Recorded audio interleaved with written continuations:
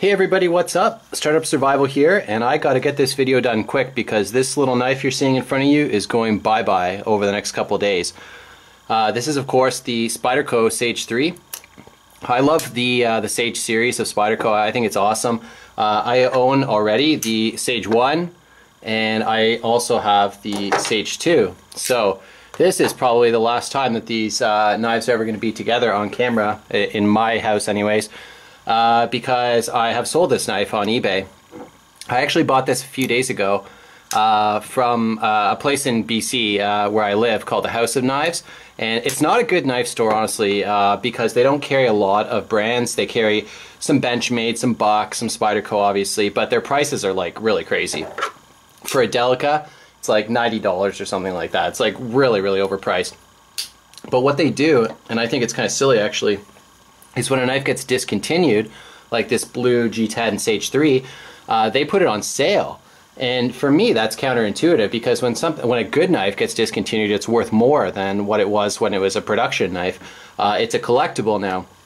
So I found this knife online for, let's say $120 US, about that, shipped, and so I bought it, and it got delivered to me last week or whatever. And in the back of my head, I was like, should I hang on to that for a while, or should I just throw it up on eBay right now at an inflated price and see what I get for it? So I sold it, and I got, I'm going to clear basically like $50 in profit by selling this knife. So pretty good deal. So I had it for a little while. It was short and sweet. It's a nice little knife, and I mean, like, let me just tell you my thoughts on it. Just because I'm getting rid of it doesn't mean I don't like it. It is probably my least favorite of the Sage series, which is why I waited until now to get it. I like the lock. The bolt action is kind of cool. It was a little rough when I first got it, but I put some mineral oil in the pivot and it smoothed out really nicely. So it's super smooth now. It's like you can middle finger flick it easily. I like the blue G10 handle. I think it's pretty nice color. One thing to note about it that I mentioned in my knife collection video, I think, is that the handle is quite a lot larger than the other handles. And I don't exactly know how to show that to you other than just like, you know, telling you about it and focusing on the camera. But when you feel it in hand, this handle is much wider than the other ones. And maybe I'll just drop this over top so you might be able to see it, what I'm talking about. But you can see that like this knife is bigger than the other Sage knives. I think the Sage 1 and Sage 2 match up fairly well together, and from a distance they honestly all look so similar, but this one is a little bit bigger. It feels just wider in hand, like you can feel a difference. The other thing to note is that the caged ball lock is very, sorry, it's not caged ball, it's the ball, what am I talking about? What is it called? Bolt action lock. Sorry.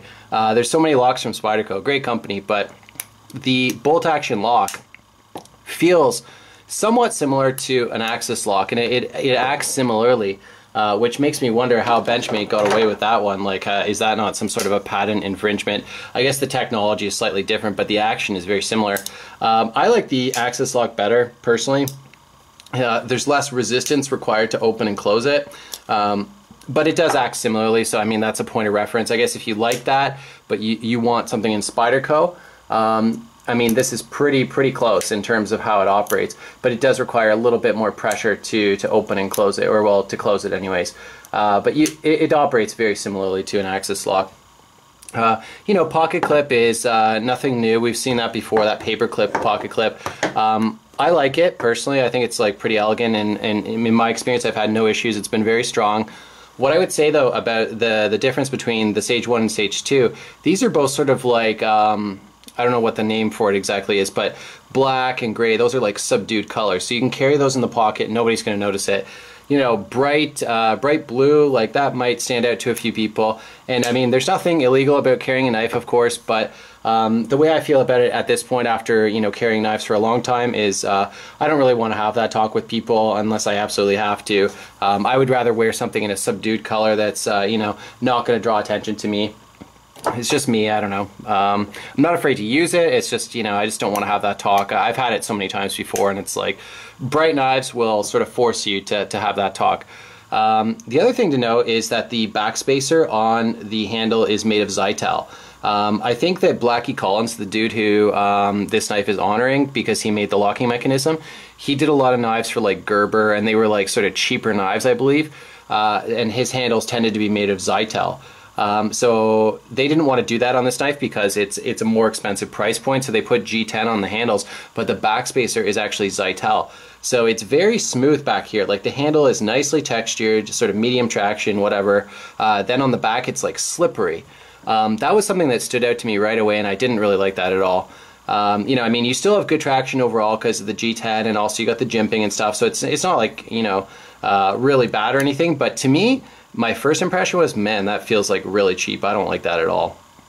So I kind of wish they'd gone pure G10 or made a flow through, or I don't know, but I don't like the Zytel backspacer. I think that's there's a reason why this knife got discontinued and why it was not as popular as the other two. You know, I guess I'm just kind of debunking it, but overall I think it's good. I mean, the blade steel S30V, you know, we all know and we all like that, hopefully.